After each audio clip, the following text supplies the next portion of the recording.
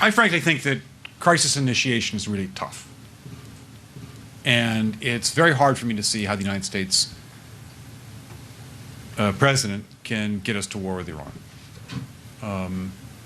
Which leads me to conclude that if, in fact, compromise is not coming, that the traditional way of America gets to war is what would be best for U.S. interests.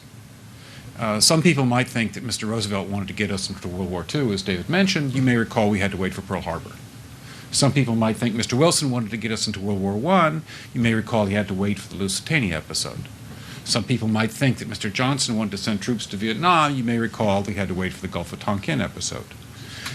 We didn't go to war with Spain until the until the Maine exploded.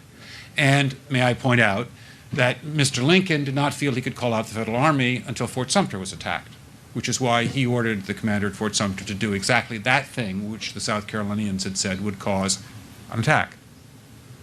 So if, in fact, the Iranians aren't going to compromise, it would be best if somebody else started the war. One can combine other means of pressure with sanctions. I mentioned that explosion on August 17th. We could step up the pressure.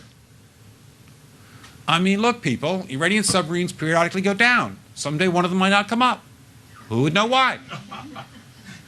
We can do a variety of things if we wish to increase the pressure. I'm not advocating that, but I'm just suggesting that this is not a either-or proposition of, it's just sanctions has to succeed or other things.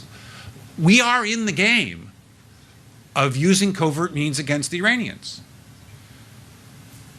We could get nastier at that.